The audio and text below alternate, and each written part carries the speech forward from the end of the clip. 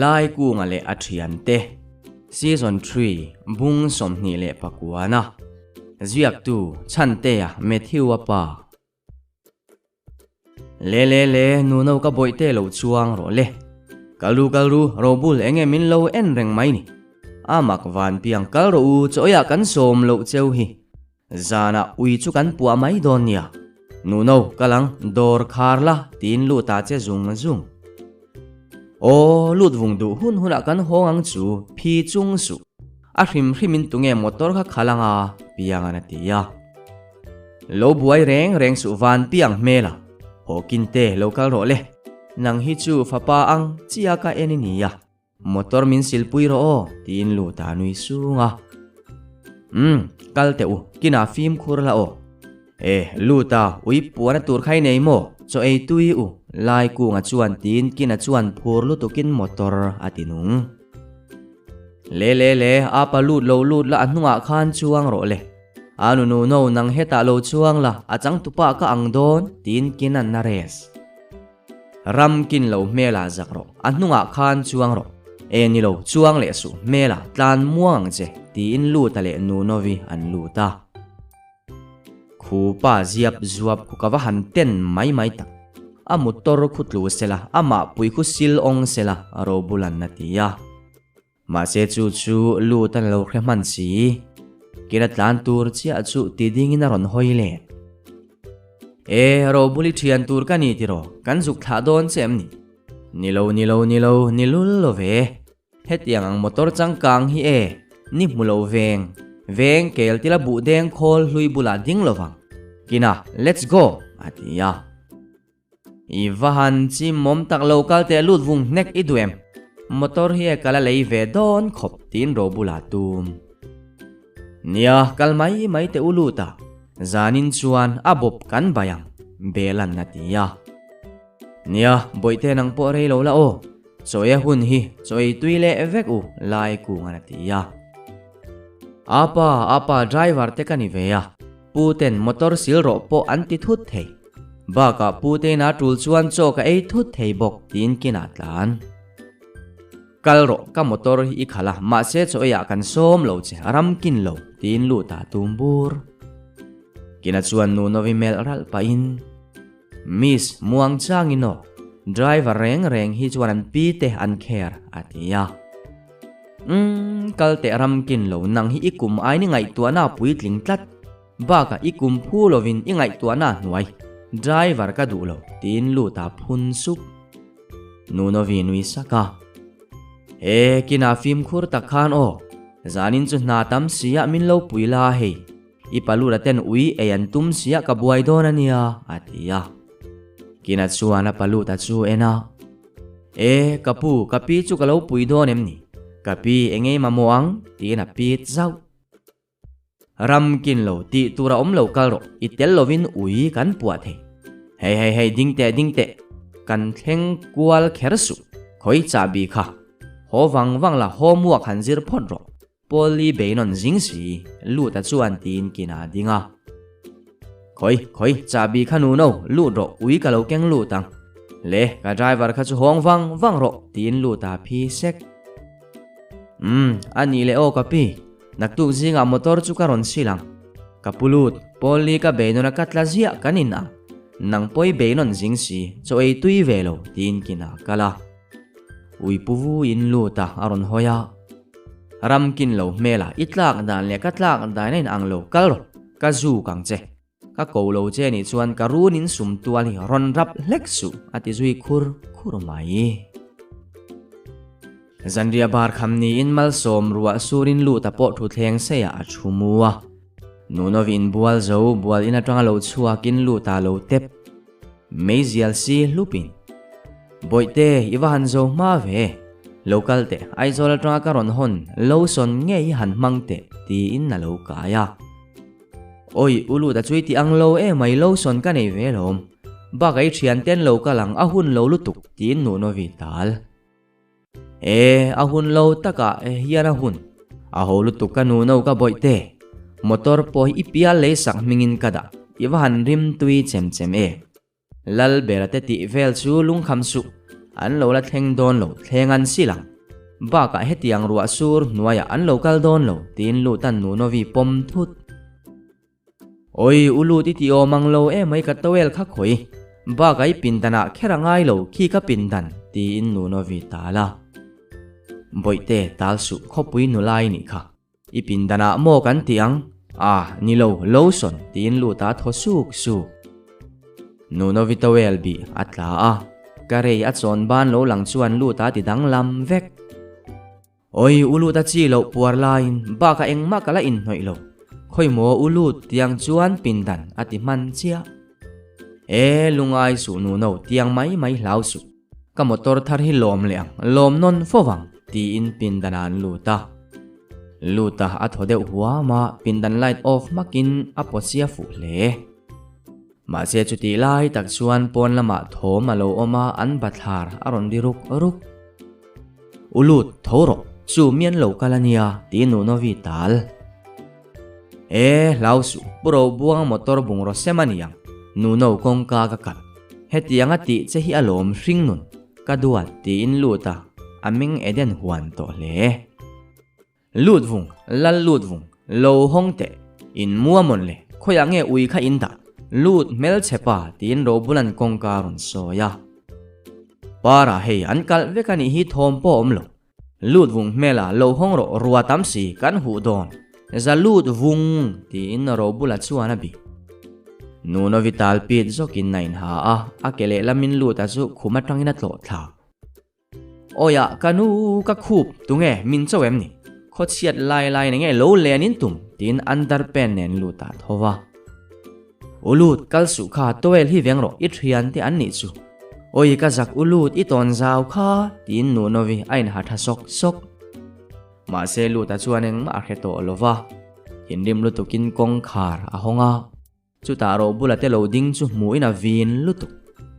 enge atia kan local thin chepian moi lo si enge inti ui kan puang chu kan tia hei mei cherne khoya nge nu novi tin ro bula in chunga da ka enge kan ti riat ve ka ngai lo enge malu tu ka in local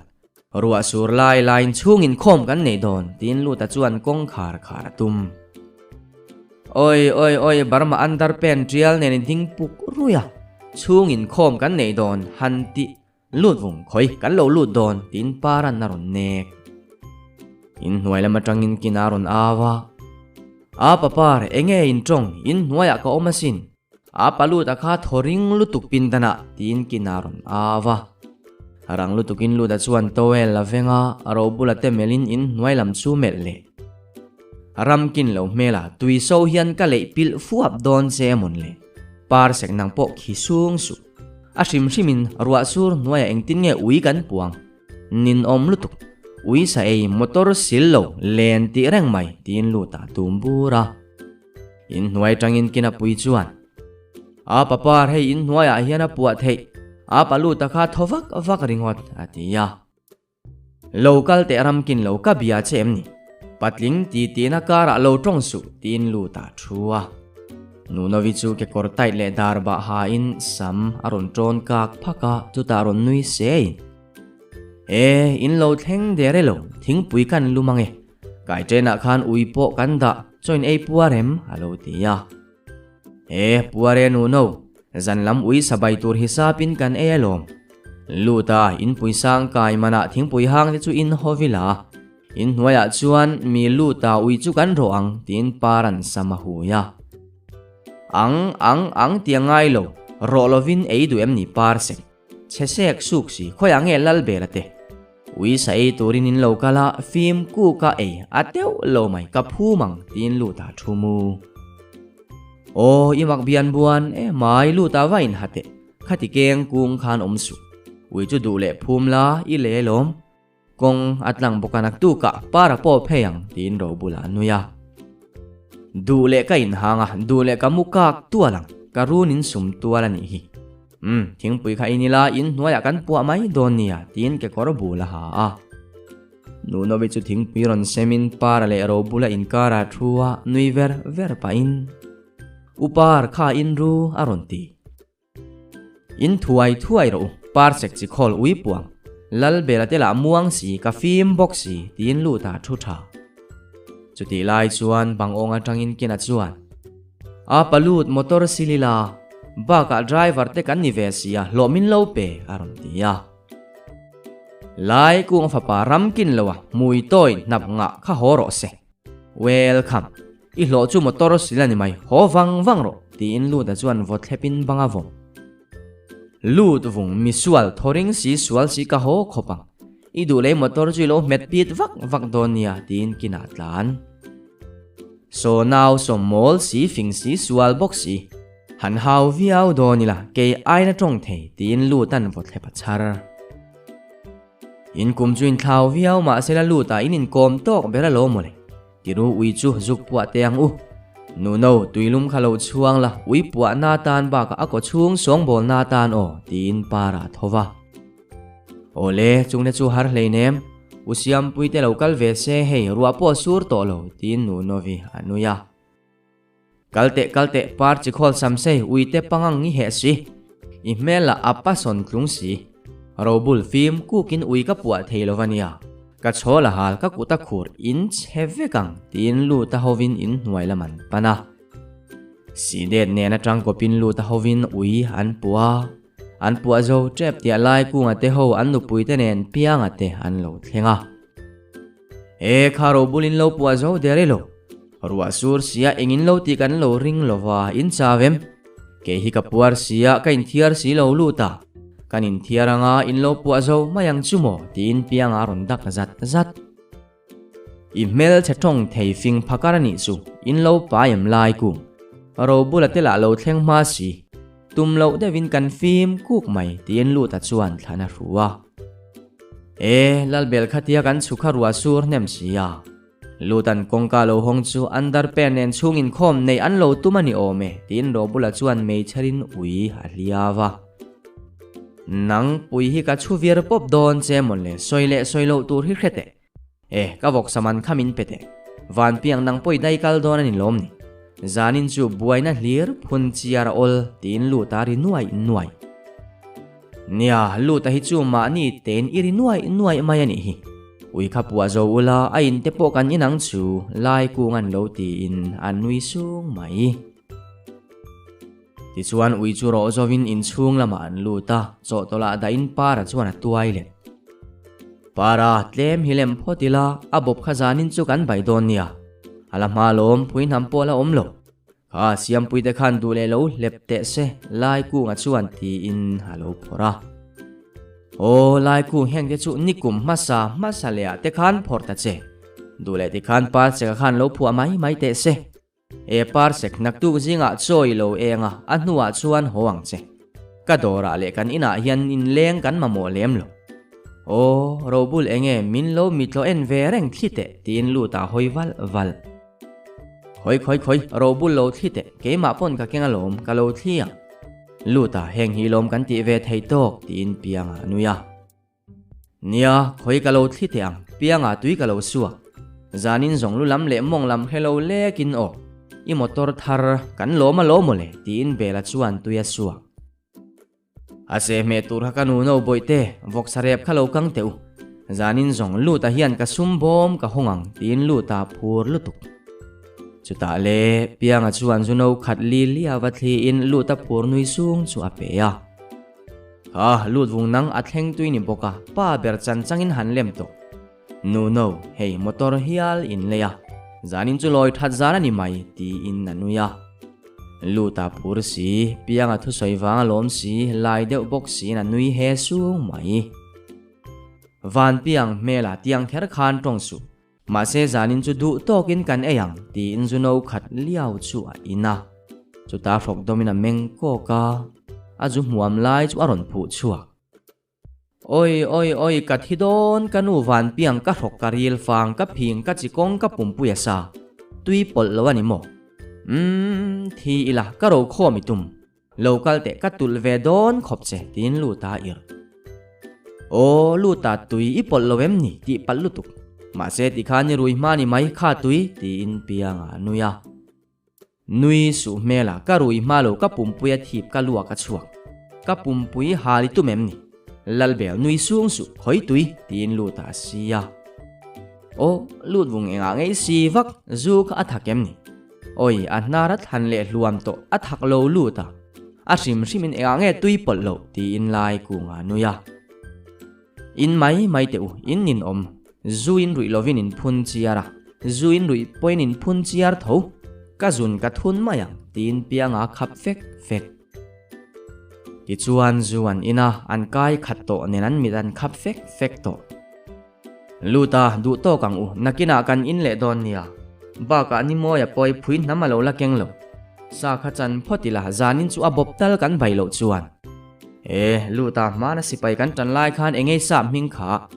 vitamin local khan sa mingi nei tiro tin lai ku nga nui sunga nei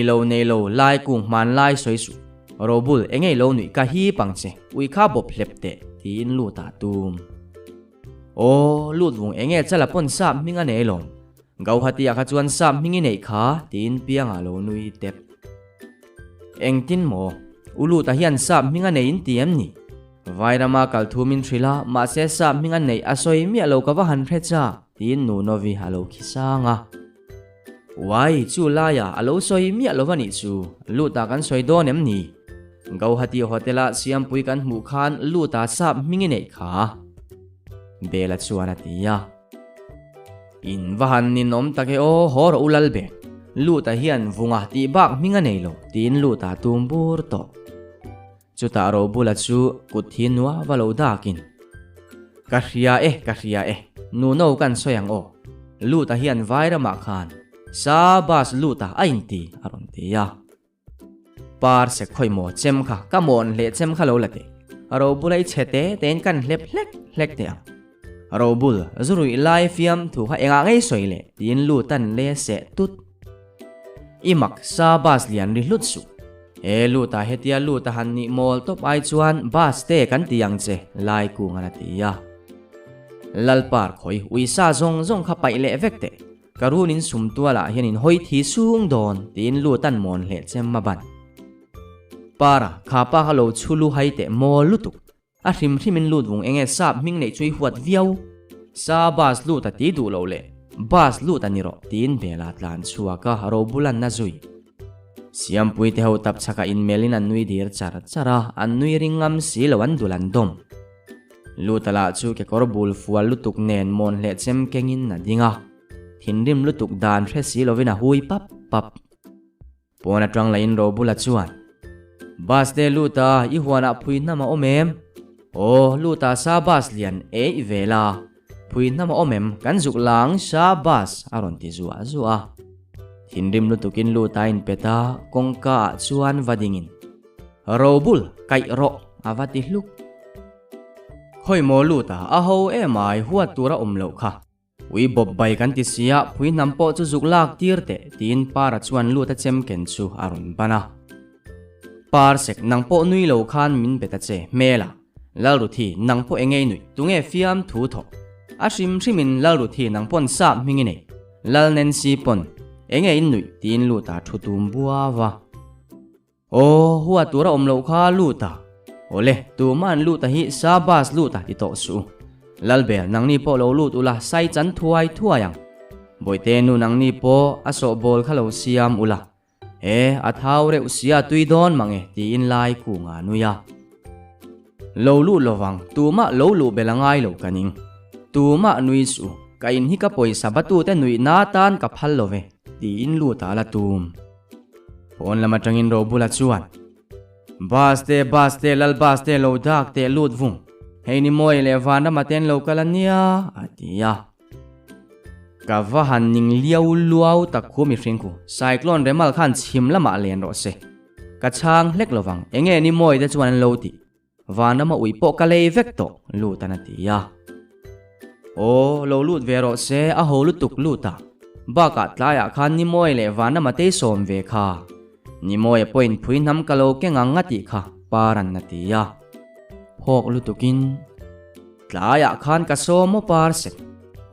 nu no ka rui hian ka duain ka polite threat zel tin lu tan chal adoma som lut wungi zia te ka thup ve to te sabas lu rati mai huat tura omlo lalbe lo lut ru nang ni po ri hluai to su tin pianga da ka lalbe la te ho nui sung in an lo luta ni moi chuan ipte pui puar lungin phui na malo ak Shabas avahan thau reu e ma tui do ne Bruno kha chuan nau e ka e khata asa po var sarmai pulut hei phui nam ni moi chuan aron tia Mela nang ma ka baidon che mon le dule thawang Shabas ti angai lo tin lu ta hoi mak ka vahan lai na tak em ka ui chu chi lo la chuan zanina te hiana bawang tin van na ma khap fak Nia azia lo ang reng ngot mai van ram ma sela ni tur ang angani vek to sia ti hian tui ti devin kan ei ho mai ani yang chu lai ku ngana ti ya ka hello le ka wi mani sela asai chu tui don ti ka ria ma se mani uisa em han ei chu tin van rama thu nu ka a holu tuk van te ka voksa po ka e kan rem po ka lo mole ui devin tui ti devin ei don nia tin ro bulan asat sok pulut khoyange phuin nami ka da don le amana ngai lo keng ro khain ti sia ti in ipte pui puar lungin ni moya atinga khoi heta lo la ro ni te kan lo silange ilan hem sia tlakhana po tui don hi ni te nak tuk chu tlang venga puan than min thal puila ulu ta hian motor khal ala thiam si lova tin nu no vi lo nui sanga ole dareng za ta nge kalo kalang ka taxi po kalo sil fai don nia tin ni moya po meng mang lovina nui email chebiang vun cha dul kiar kamit puarani chuni moi ka motor khuwe ka khal thiam hun chuan nu no vilam hoi hian loading hleksu tin lu ta ir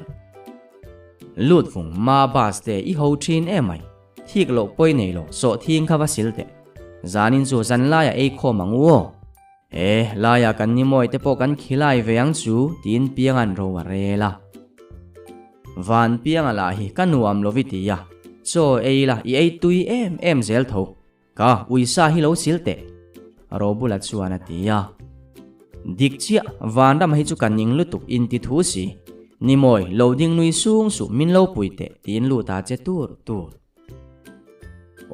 in makrobul min phut viau su bas te vunga ril hai to kani hi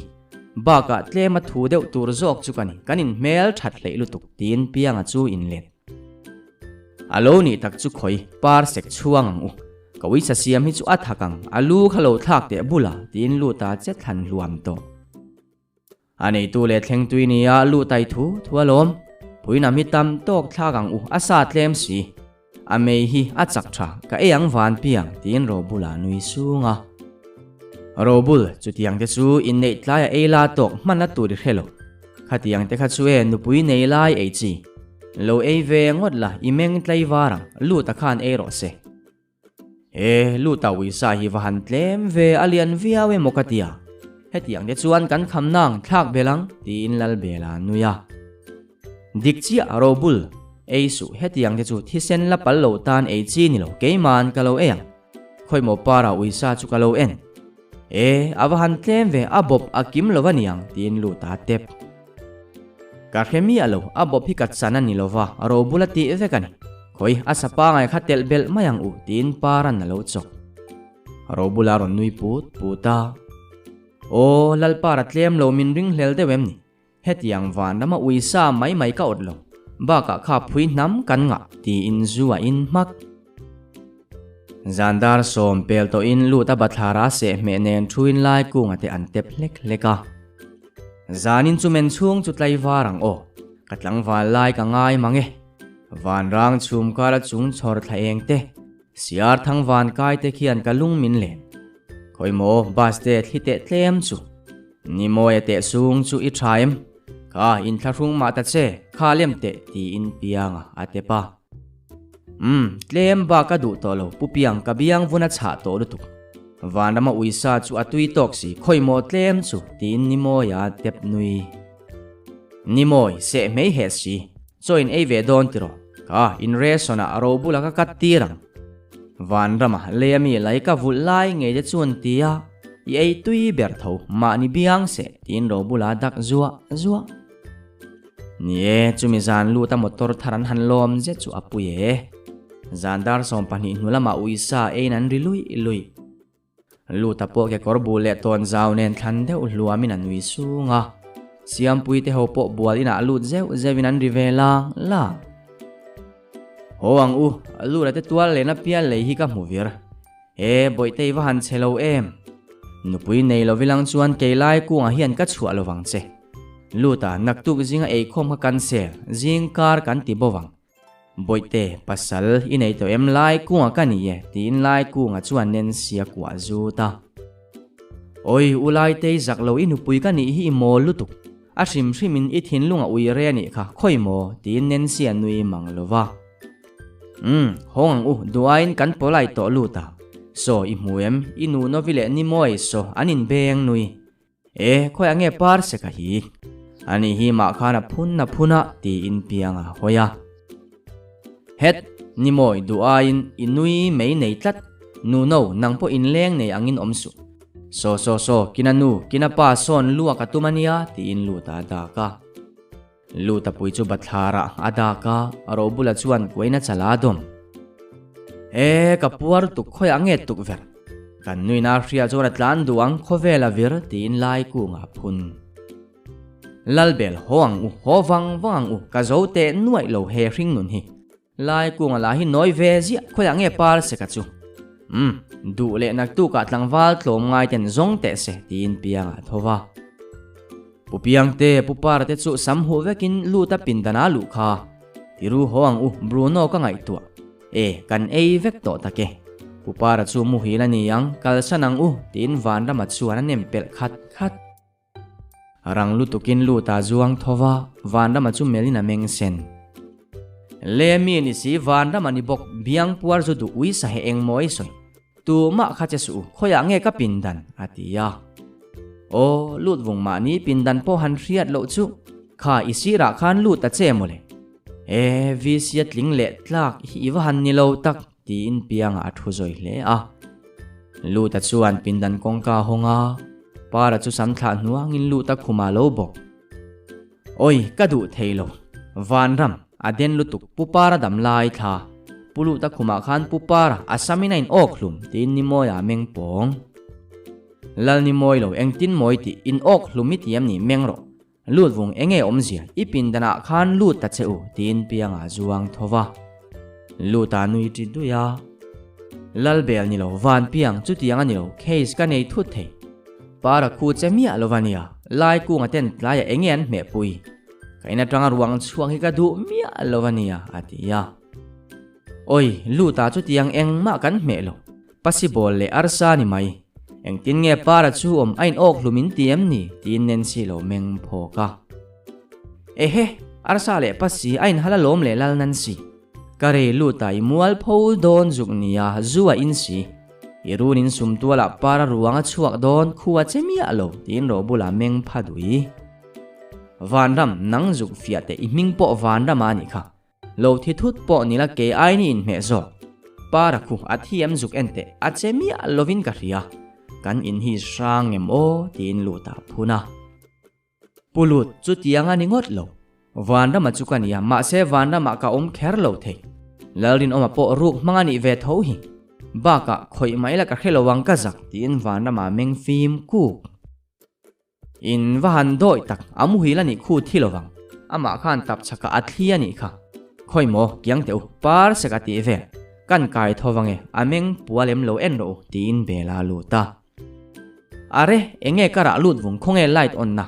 par seka hi athi sena chua kem ni anna lutuk lo on te luta athim vek tho sia lo rang palange bela chuan ti in luta chuan pindan light aron ona oi karei lalpa le lalbeli muyam ka pindan kha par seka kha alo thilawani chuan ka volume nge ang ka ten lutuk alo bun ka ti tin luta tre karen enga luta pindan han en sia chu an nui top nui su mel ho sam sei si pum pui chak lo si keifang damaram hul dam doi e ro se lalbel nui su kek ro na lutukin ala nar kati khoya nge tubo tin luta thin rim lutuk imak lut vung rak su I chat thave zia tho nang po enga nge para hi dem vak para seka chikhol nang po thote bela han soi nok te hona hun to lutuk tin pianga khap feka parsek samsei thoro naktu ka ni to muta hun helai ilai khumani lo lalpar thote tin bela chuan para soya para har theilo narku kukin lal bela na soi zong in arum vel khoi mo lal bel idi mani kha a rok hrui kha zai mia la a har emang tin lu taron lut ve dim lo lutukin lut a chuan par seka a kek daka seka mela oi a mel che hadum chil thlinga zia hi talila tu manan eidu don silo thoro lalpa ya ngei luak ka khumle che vel hi itibal vek ka pindana lut tur hian tunge parmit pe che ala nar ka ti mengro tin lut a chuan thin rim lutukin para nu sona tum rit si zoi si samsei si min lo puiteu ni moi nui su lalpar mel sek thote zoya tin luta than hluam to pindan kong ka biang vuanin rui lutukin lai ku nga lo da ka khoi mo pianga kiang te upara chueng tin nge a chat thalo luta wang ve para chu pumpui phira nem ni ti in nuya lai kung nui su luta khuana sa tang che a thin rim to luta khoya da nge ti para chu a zoi si a drop box si twin bualang u ro bulan na ti ya o in la le loem ni luta kha a hu vek to kha in le hu ni lo mo lai kung na ti ya i ru ya ni kha dil chut si thu thlenga wa mu te lai kung he pa liao lo hi kan le lo kan nek dona mun le tin luta khuma thu o luta le harila zia mayang vanram tui chu wa suak te pianga chuan tin vanrama kala reilo te a baltin le tui no ne vanrama halo kira luta pintana par sekam mureng chu tuin na le vanram leiram be se ui satui mela dim su le hum ro baltin te khan khong te a harem a har lovani zona than kom thanga kan layang tin luta tumbura a har lo ala thoem a har done pulut aron che tin vanrama dinga ka pindana khan ding su kalte khoi mo keima lalpar mela enga ka pindan hi lo ti top ka pindana lu tur hian permit inem room su thoro helai muna hian muthiang lo tin lu tan para nu par se ka pui chu lo meng run na ruma oi avot lu tu khoi mo ka che pe lo lu ta nu no khongai takin resign min lo pete tin par chu lu ta khuma bo le tum lo dang te bela khongai takin ni moi bo tir to lu su ka mut bu ka amak van piang lo man ta che ka ui lu tu kalai khum par se tin lu ta chuan para kai tho loks tuk ver lo la te tin para wak o hole lal beli lo muem khoi mo ke chu kan chuak te ang thi sana chuak nual donin ka ria tin piang a chuak par se ka mai chu tin lu ta chona thian te a lut vu ti khan mani le mani kha in buai puiro para chu ika tang in zung telem khai le piang na tia ho te ho wang te jing lama in bolika habita ni lo par sek thuro horo lu ta na tia ma se para chu thingrem pui chunga thua lu ta ho chi ka ni lo karila tram lu tuk ti na tho hul oi engtin nge ni don ulai te la mu hil boxi lu ta lo wa in bual ula khalai ka chu kan lo thian mayang dar khatari to ba ka thom te kha dim ula thenom khoveng te tan kan beng chengange ti nen si chuan ro wa rela nia in bual te muin hre om tlat tin pianga nui suk para pui chuana sam chu hui khomin ka har zoi vek pianga karila tram lutuk uisa kan e to em ma enga te khuma kamue mo ka tia lo mo le sorry lutuk tin para ir e to kan e vek to a thonin ka uisain eya ka pindani ti top tu na po sorry ti la sorry lo iti sual vek lai kuang la hapui lang renginan muhila tin lu ta tumbur ulu thei tuilu ma om vain bual ru upar hei uisa la tamalom kan lo chuang lumang tin nu novi halo cheya nu no nang chuan ulut min ti la ma se par se ka khachu upar ti su lalpar in bual ve tu mem ni tui kan nei lo kan tuilum kan in bual sa bon rim tui te hian mana nei vek ti khan nang ma kha in ti fai ro kan ei khom chatuan to lovang tin luta bual in kongka phuna o luta kain bual velovin ka hu vekalom karil han tram dan chu ram dua ka han ngai em tin para chu lut vele a hey lalpar min dek hlek su tui hiren ro lian si samse si min pong sualange tin luta tep vak tui so hian ka leng che lut vung in bual watanga vot si zanin chu ka tisual derani ka rui lutuka tin para in le tisual pumpui daboli nem ni hoi sabon kha ilu su ka ngai lo tin luta phun muar in bual mai teu ka kal khum jan khuwa zak jok don cheu mon le hey naktu ka pel don muta chuak man moro u tin pianga chuan bualin kongka ron beng zingdar thum dona par seka chuan eizovina ir uka lutai zara zanin chu voi ni ka puare tiru hodoni la ka harta wak mai tina dula chula puarang ei theisi kal to ro lo leng to mi asuang cheu in tel lo hian hring nuna nuam tin lutan ton zawa ha a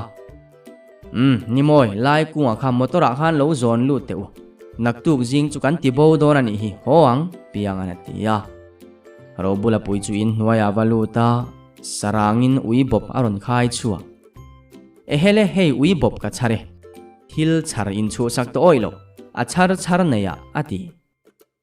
van piang che su re su ding te sitop robul ka vok samanila ba ka uisai ruang mo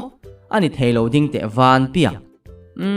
in treve khopang in ba ka ziak pungdon tin luta thin rim lutuk ani nu no kan hongange naktu ka chuan dora em ni ka lo so mangche hey izara kan puarin kan fane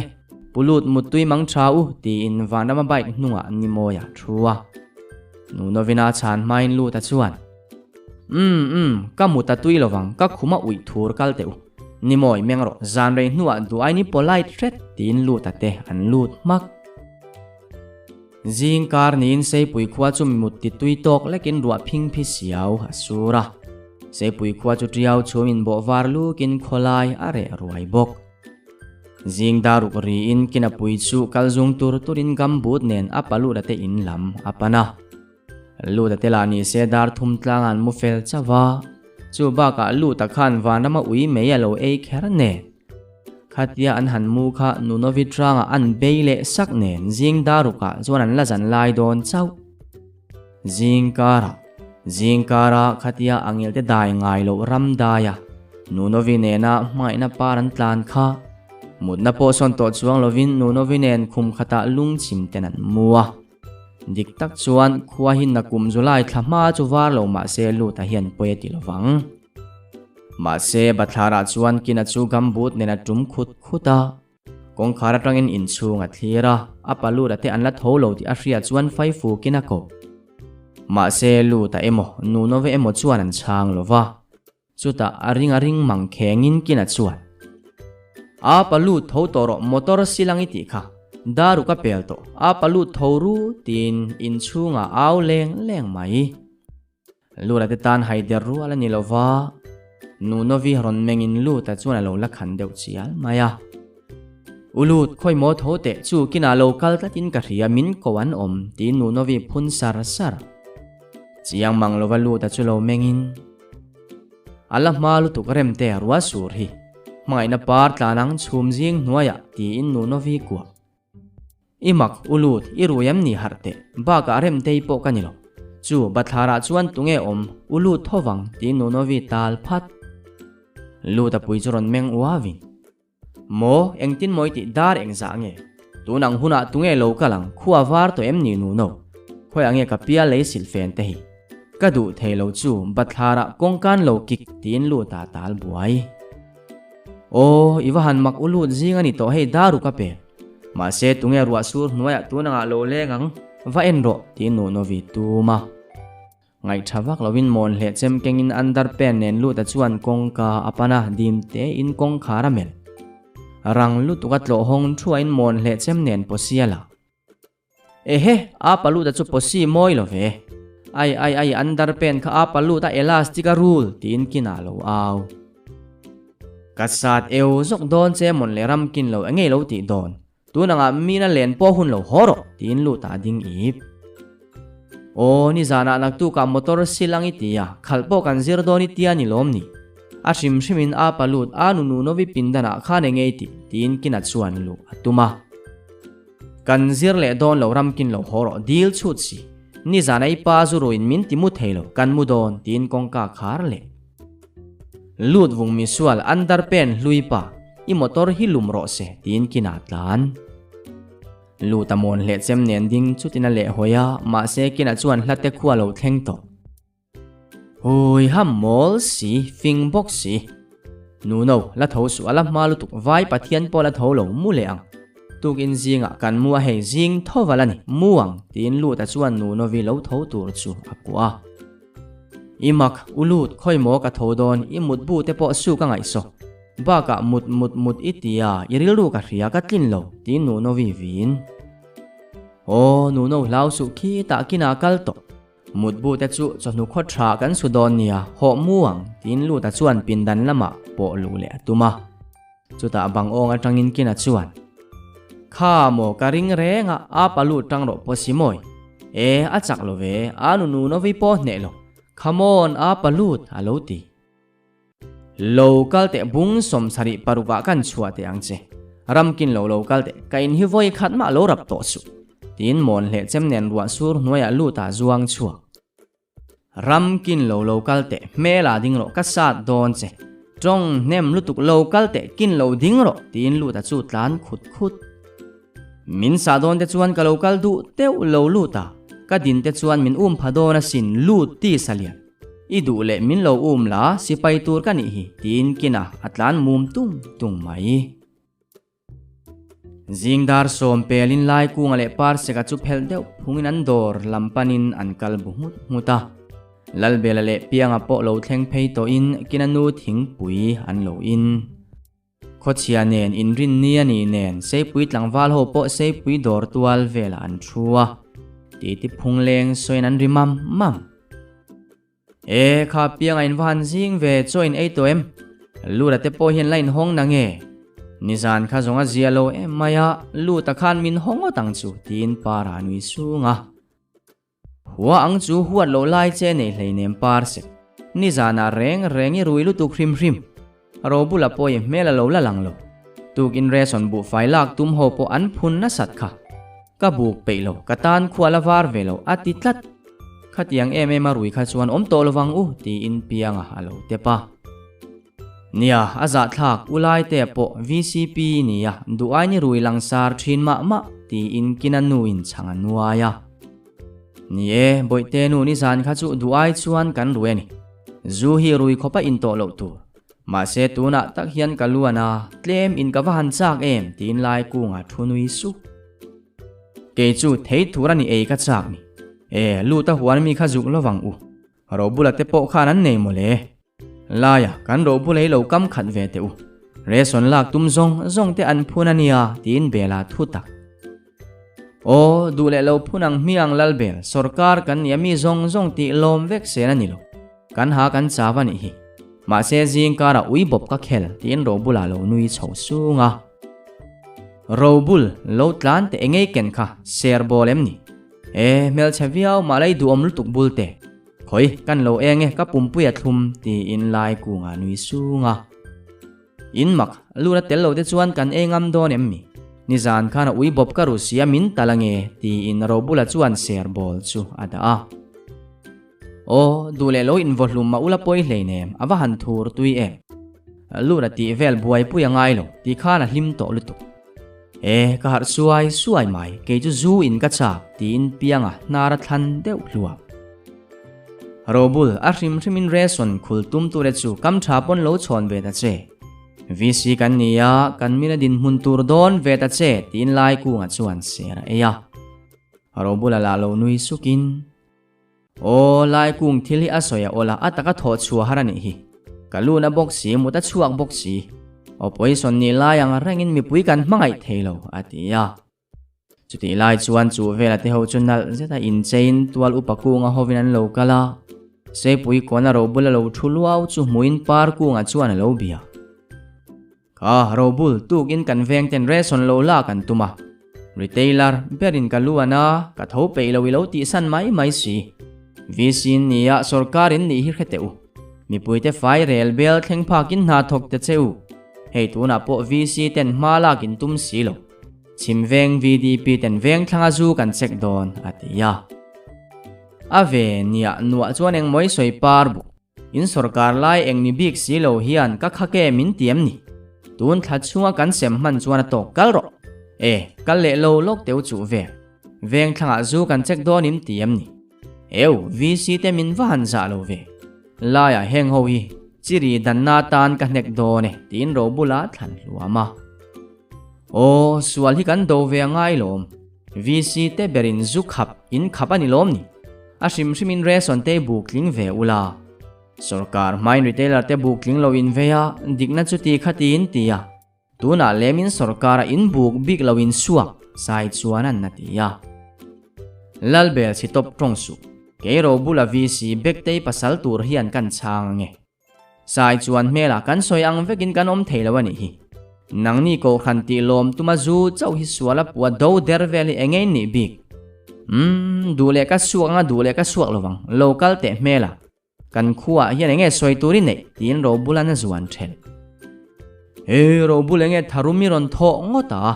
tualu palal khuma in vc puipo alom to lo hi ni zana lu tain khosak dan te hian khuwa kha vekto ashim shiminin kutei ramlutuk tin tual upakunga chuan ro bula lo nam sona het my store ka dor kianga buaina ro bula kha in nam tina emni kanu no boite khalo kengte enge chutia kalo thlen ma buaina in siam hafiu muiduk ilo mengrum emni ni zan khan ka ui bop abawa iru kan tin lu tan telaya nek telaya dak luapin anung tola atlutur chuan par ku nga de lu ta enge engma khilovin kutilo tho nangni ui bop kan ot love par ku nga tia engma khilovin kut ka tholo par bu mi jing kar mut fulo line enge ro bula khain lo na ashim shimin kan ui sign ot ka tilo inru tin lu tan par ku nga vaile kut hi thonghal zel lo ula luta baka ru ruwa in pung thi ke ka du lo ui bop ti vel mai zong kan lei ve thei chiang ti ru kalang dar som pakhatari don chu velan na tia ka thoang chu vel lo kal te kalsu ilaka hian kut lo tho tur ka nei lo tin lutan avaya luta hi chu iwan sual ngar tak thukal lam le holam resi lo hi lo por ve vaka kut la hi i tho thazen zel boxi in sum la tin belan alo khaka in buaya ni lom ni lalbe ro bula khan nam sialom ba ka ngam lo te bula sual theilo ngam zong te la ka chuan sual tur so enge ti an tum hrim tin luta tho hula zuan chek don ani so luta mizote au hova sual dova mania do ngam sialo kan tam belan na tia engtin moi ti belutung zuan chek don song mi te son engwang dan chuan ngen cheka sual kan do dan te en non forward ani hi rui lo te do tur a do dan te ro en dik te se tin luta tep athu hi chuani soi dik thin mange lute ma se nang po enge kutilo tho ve ngot zel piang ana tia in buaya in lo in suale moka tia lo tukin jing ti bo ka tum nen ram kin lo hre hruwa lo kala ka chaw hey parsek khu iti bol lo khu kan suwa kan chaw vek ti in luta thunuk nia luta ni zan kha chu zialo tak tak ani min ngai dam te duain kalo in nem devani tin para zakle zialo takani ma se kan ngai dam che kan suvek to tuna china chuan khatiang mai main om to suang che tin dora luta in phun vaka in suk tho chuan luta soi du ngai lo in fele tuk in chuka puar si ser thur kan ne kapumin min kam tro mai tin ro bula ham bui buya nangkha ka vok samani ba ka uisai ru bok lo tong hleksu ro bul ka zia tang che kan runin sum tuala kwan kan khom to mi alowang dal ka buk don in leng ka du lo ti in luta then suk lai lam ni in kinate thian ho bol pe zo po bal lu tu ka lo kalin kina chuan bola sepa ruwa sur hlava alu lo seng lu tamonga tak chuana pet per dop oya ka chul tunge min vom kamonga nalutuk alu ram kin lo mela nang mani mo min pet per local te tin lu ta tumbura nilo a palut bola ni kha ma se ti pal anna em a palut in thian ho le kan thian ho in thian bol pe tila a palut a hi sui tlang walai point bol pe ti thiam lovang tin kina nui sunga kina I palut ta khatuna po tlang wal tho avoi ni war jin na luta lo pheite naktu ka para pheidon hei athana kan siam don ui ei kho mang u ro bulan na tia awahan lo mom em ho wang ro se tha ngai lo par se ka vuan lo ve tin luta tum lut vung kan vaya kan sinangai don o pukai khan min lo bialom bekte man hanangai mo fuai ne I motor po tho vela lai kung na tia o lai kung ka ria ma se ka man lo mai the robul ka vokha thon chuani tal don lo tin phur lo se tin luta lo pheya a palut I motor khai zin don chuan sentu ta wawa kan lo silange a papiang tuk in zinga a palut a hian andar pen le mon le chem kina ti man chia tia kina ma kin te soi su kha cha bi ma se ni tlak mind file lutukin lo hon ula o tin luta nui lai kina le thian te phur lutukin luta in lama an tlana kina chulo hoi zokin pianga awa a papiang tuk in zinga a paluta khan andar pena halet linga min phalo aron ti ram kin lawa mai chu mol si min ngam thar khuna chuan ka volumang robul saruk mang karo min mel su ti in luta atum bur mai atop le ta robul vana pa min ka thang za chinga ni ya vana pa fa pa min kha tunge ni yang luta na ti ya robul angoi vung ka khelo luta ma se luta chu animia lowang halo ti sup le vana pa fa pa ming sia khan komena vana pa fa pa ming ron soi dia dru le